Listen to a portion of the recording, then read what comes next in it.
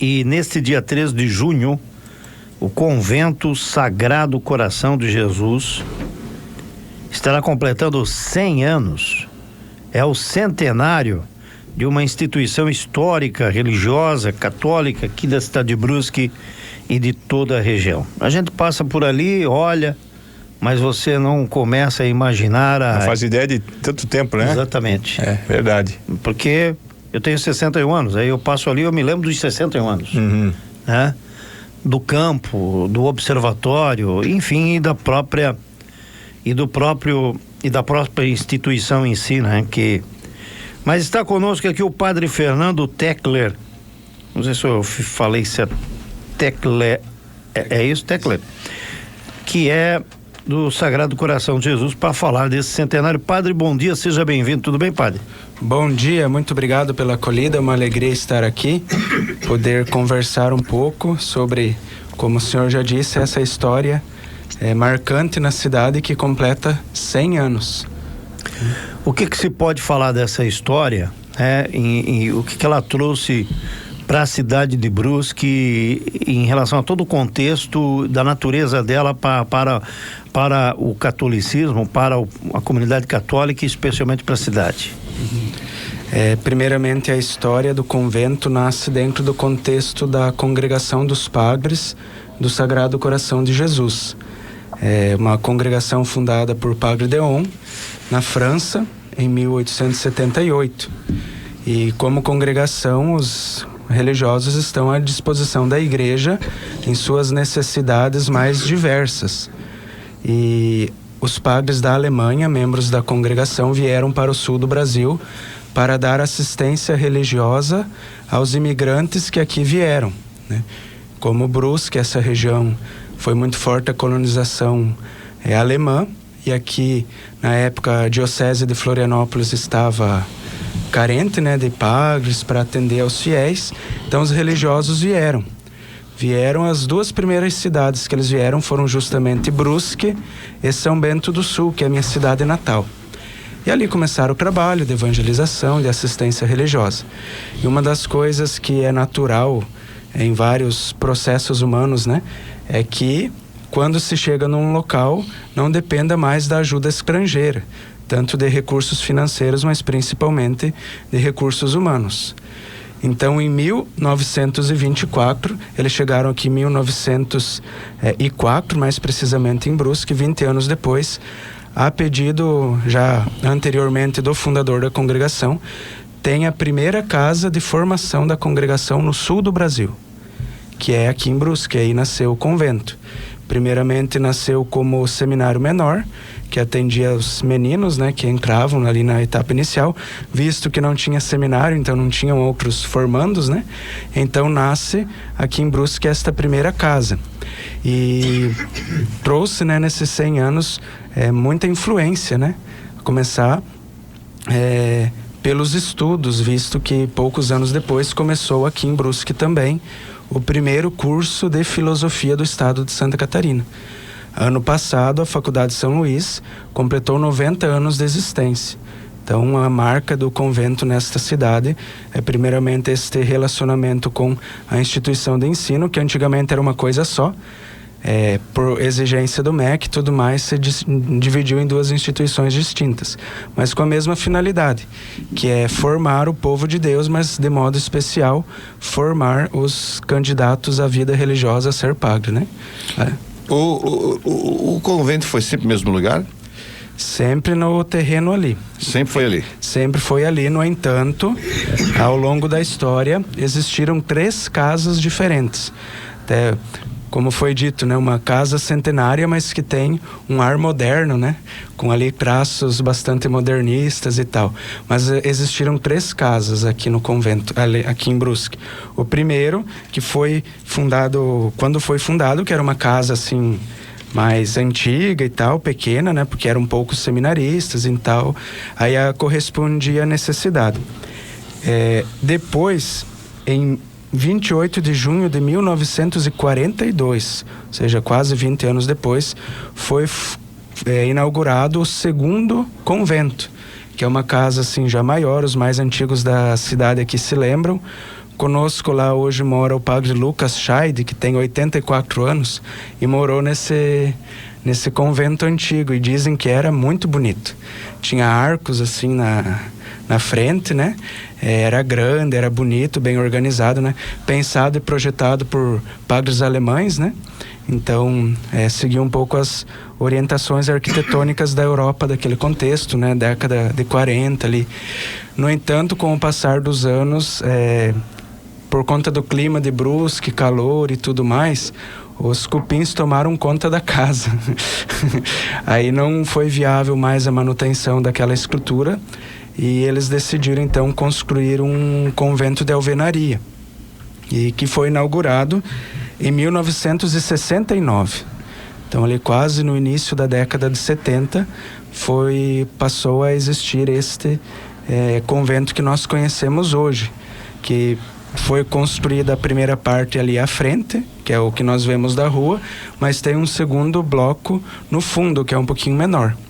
Nos tempos áureos ali do convento, chegou a abrigar mais de 70 religiosos estudantes, né? Então era uma casa assim que tinha um fluxo de pessoas muito grande, de formação, e contribuiu muito também para a história da cidade, visto que esses seminaristas, esses religiosos, estavam à disposição da paróquia nos finais de semana para ajudar, para acompanhar as pessoas, e claro, a sociedade de Brusque também contribuiu muito para a formação dos seminaristas, e eu me incluo, que eu também morei aqui como seminarista 2013, 14 e 15. E levamos conosco recordações maravilhosas desta cidade. E naquela época, o Brasil, o sudeste e sul do Brasil era uma instituição só, uma província só, que nós chamamos.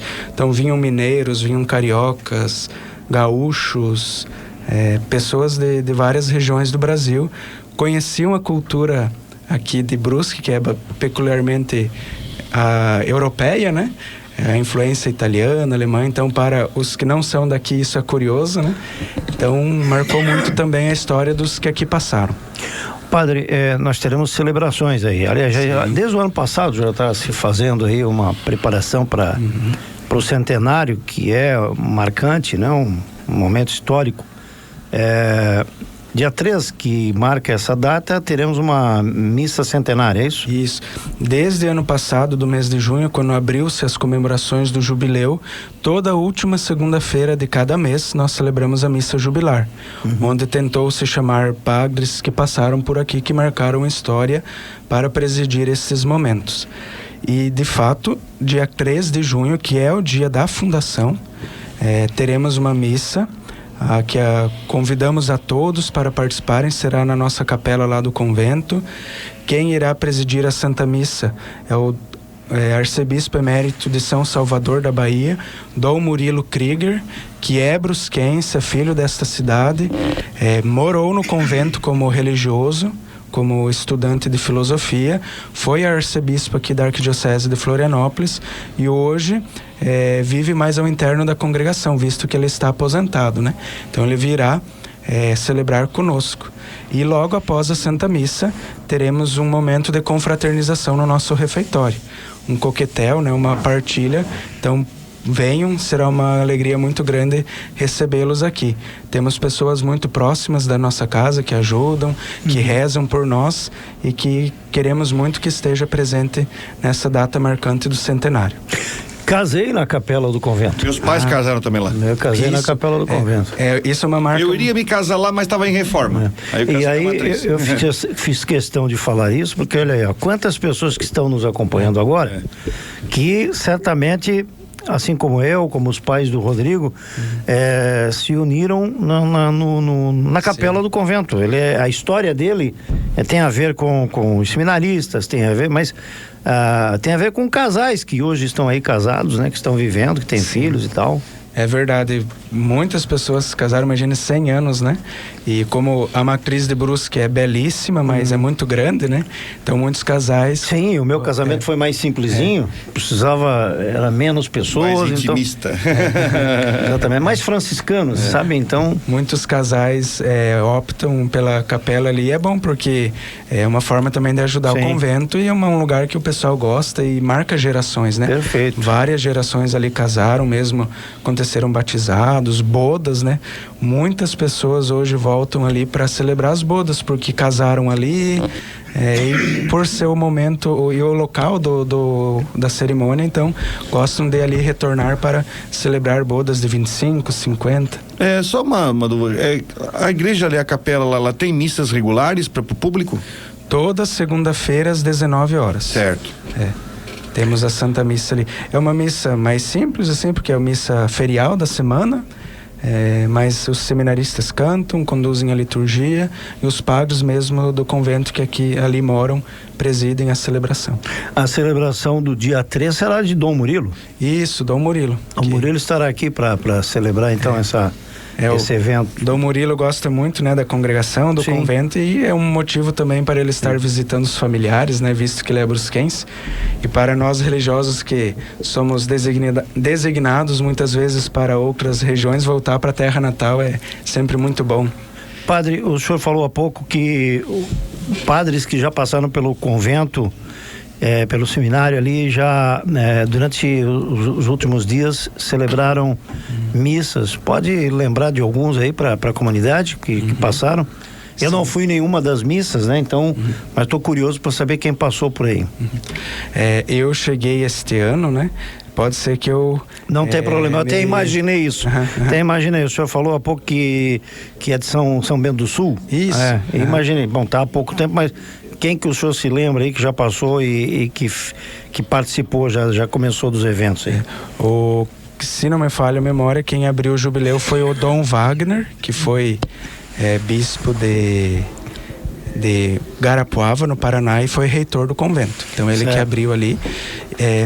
E o padre Serginho Costa, que é irmão do padre Silvano. Serginho e padre Silvano são conhecidíssimos aqui da gente, né? O padre Cildo também, que é o nosso atual superior, também presidiu, se não me falha a memória.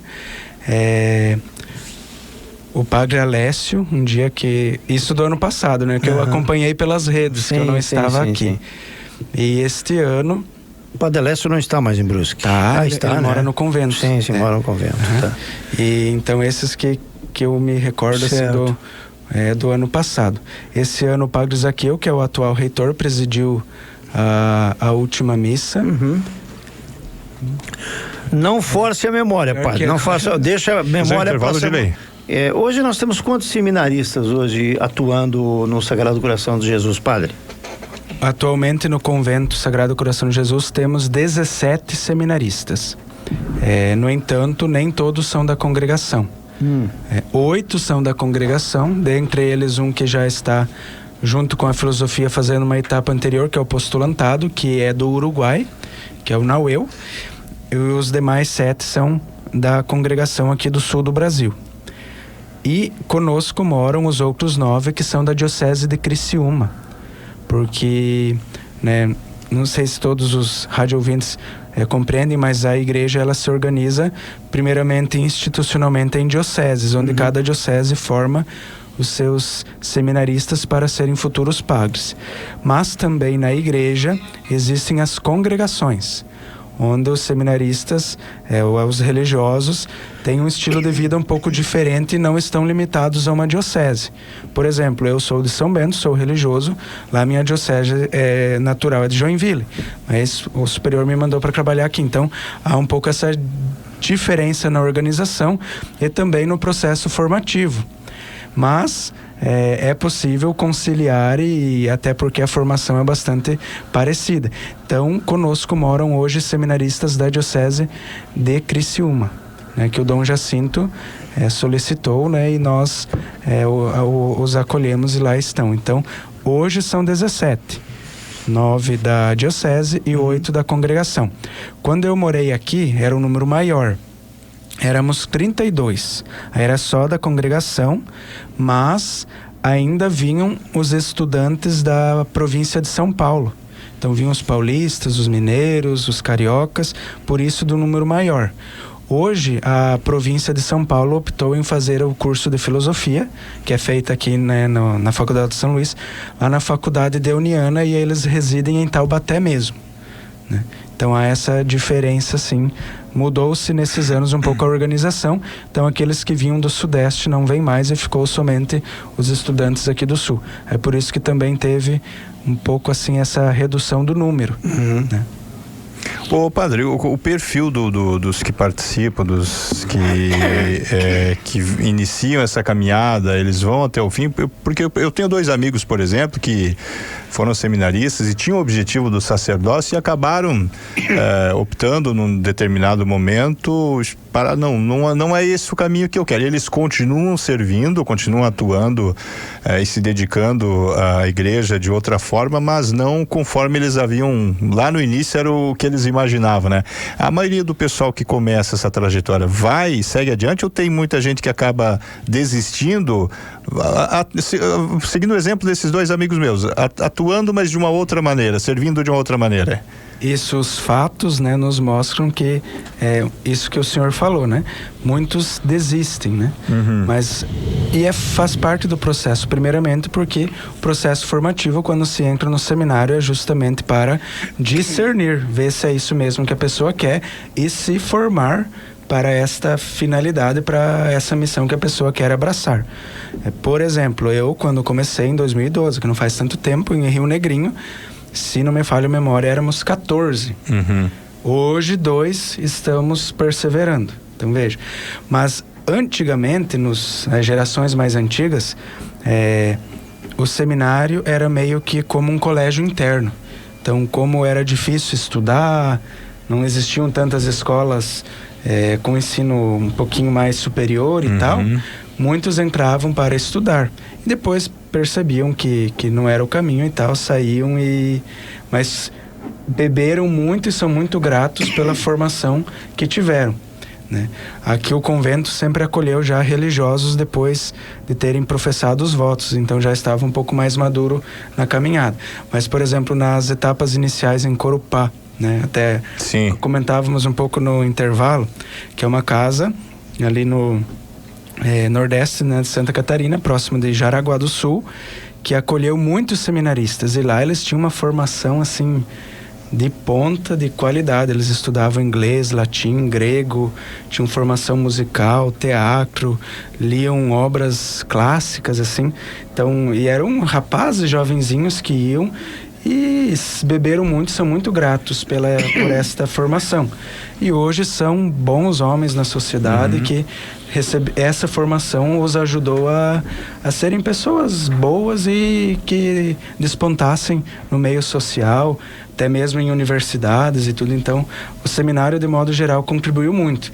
E no convento, por conta do curso de filosofia, também ajudou muitos a amadurecerem hoje, mesmo não tendo perseverado e não sendo padres, são pessoas boas. Então, essas saídas são naturais pelo processo que a própria formação propõe. Quer ver se a pessoa, de fato, quer estar preparada e é o caminho que ela escolheu, né? Joguei muita bola no Campo dos Padres. Sim, inclusive o time Águia Negra, né? Alguns já se lembram, antigamente tinha um time de futebol dos fractres ali, dos religiosos. Vejam, né? Como voltando ali, os seminaristas que entravam, né, jovenzinhos ali com 11, 12, 13 anos. Imagina, por exemplo, Corupá, 200 e poucos seminaristas. Como ia ocupar aquela garotada, né? Então, era muito estudo, muito trabalho e esporte, né? Então, eles jogavam bola todo dia. Então, eles tinham uma facilidade, assim, uma coordenação motora e tudo muito boa. Eram pequenos atletas.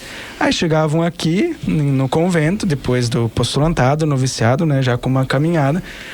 Futebol era uma coisa natural para este grupo, era uma coisa que também era um período histórico, né? Naquele período a sociedade como um todo gostava muito de futebol, né? Tanto é que o Brasil é o país do futebol e tudo, chegavam ali, então eles tinham um time muito bom. Os padres, os mais velhos, né? Nós perguntamos, eles têm assim, uma nostalgia quando falam desse time de futebol, dos jogos que ali aconteciam. Contam até que às vezes o time aqui da cidade, né, ia lá jogar com eles, né, o Brusque, não sei, isso eles contam, não sei se dizem que às vezes aconteciam treinos, né, trocas de experiências entre os jogadores. Eu sei eu já joguei contra quando eu era mais jovem, né? O Padre Nestor jogou muito com a gente também. Sim, o Padre Nivaldo jogava muito bem, é verdade. Mas eu lembro que os mais jovens, eu acho que a gente sempre costumava dizer que depois do jogo eles deviam pedir perdão, né? Porque cada vez que eles chegavam, Chegava junto. Chegava chegando, viu? Era uma coisa que ali não tinha pecado. Não tinha caridade. Não tinha.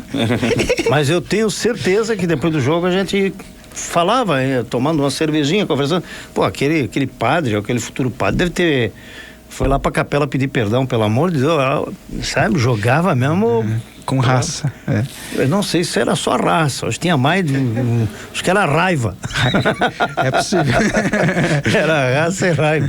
Mas muito bem. Padre Fernando, então é isso, Padre Fernando. Eu quero agradecer a presença do Padre Fernando aqui. Dia 3 vai ser a missa principal, então, a data especial, que é a data do nascimento, né? Do Sagrado Coração de Jesus em 1924, esse centenário, essa data histórica. Isso é muito importante para a cidade de Brusque, né? Muito motivo de orgulho para todos nós e principalmente para a comunidade católica, Padre. Parabéns. Posso aproveitar para convidar para mais 3 celebrações? Com certeza. Na sexta-feira, sempre a semana posterior à festa de Corpus Christi, que nós celebramos ontem, acontece a solenidade do Sagrado Coração de Jesus, que é o padroeiro da congregação.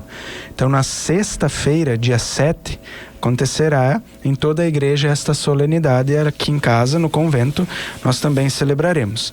E para isto nós faremos um tríduo preparatório, 3 dias de missa, de oração, nos preparando para esta solenidade.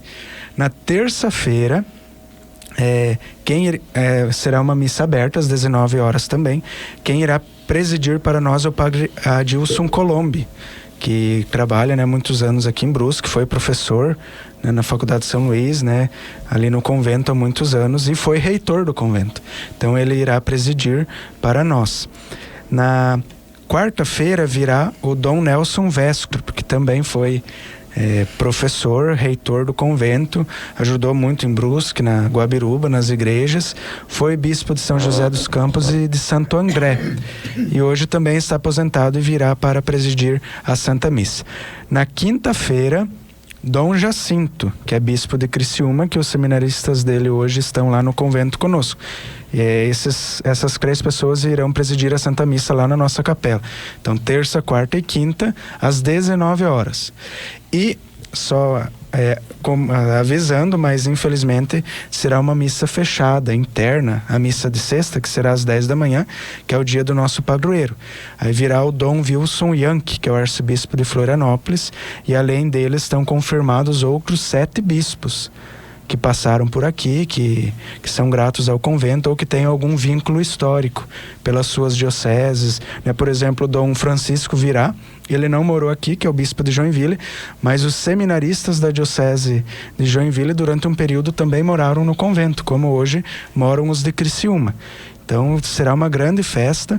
Dom Wagner virá também, Dom Murilo, né? Dentre outros que virão. E além disso, 80, em média, né? 80 padres da nossa província estarão ali, que também passaram pelo convento e virão para celebrar o padroeiro da nossa congregação, também comemorar este centenário. E além disso, como é ano de jubileu, ano de festa, de alegria, acontecerá o encontro dos seminaristas, dos formandos da congregação no sul do Brasil, né? Então virão os de Rio Negrinho, de Jaraguá do Sul, do noviciado, que lá hoje o mestre, o padre Rubens, né, que é ali da Guabiruba. Além disso, virão os seminaristas da nossa província que hoje moram em Barretos e Taubaté. Então serão ao todo 73 formandos, né, incluindo os que já moram lá, que estarão reunidos para o encontrão que acontece a cada 2 anos. Então chegam já na quinta noite, sexta, sábado até domingo. E no domingo, às 9 da manhã, teremos uma Santa Missa na Matriz São Luís Gonzaga, onde todos esses seminaristas estarão e lá juntos celebraremos para encerrar esse encontro. Então, aproveito para o convite também para a missa na Matriz no dia 9 de julho, às 9 da manhã. Perfeito. Padre Fernando, um grande abraço e esperamos vê-lo mais vezes aqui na programação da Rádio Cidade, tá bom? Muito obrigado pela oportunidade, é uma alegria, né, poder partilhar um pouco da história. E eu sou muito grato a Deus por ter a graça de estar aqui neste ano. É meu primeiro ano de padre, né, fui ordenado no final do ano passado, vim morar aqui no convento que comemora 100 anos. E ano passado eu concluí meus estudos em Taubaté, e lá eu morava no outro convento da congregação, que fez 100 anos ano passado. Que bacana. Então, ano passado eu participei morando na casa do centenário do convento de Taubaté, e esse ano Deus me deu a graça, através dos superiores, né, de morar aqui em Brusque, para morar na segunda casa centenária da congregação no sul do Brasil. Então, uma alegria muito grande, e agradeço a oportunidade de estarmos conversando e compartilhando aí um pouco das festividades e um pouquinho dessa história do convento em Brusque e, de modo geral, em toda a região aqui, que é uma coisa muito boa, né, visto que o convento marcou gerações, né, como o senhor falou, que Sim. casaram ali, também de formandos de seminaristas que por ali passaram. Muito bem, conversamos aqui com o jovem padre Fernando Tekler, que está começando a sua vocação exatamente aqui em Brusque. Que boa notícia, padre. Sim. Vamos vê-lo mais vezes, então.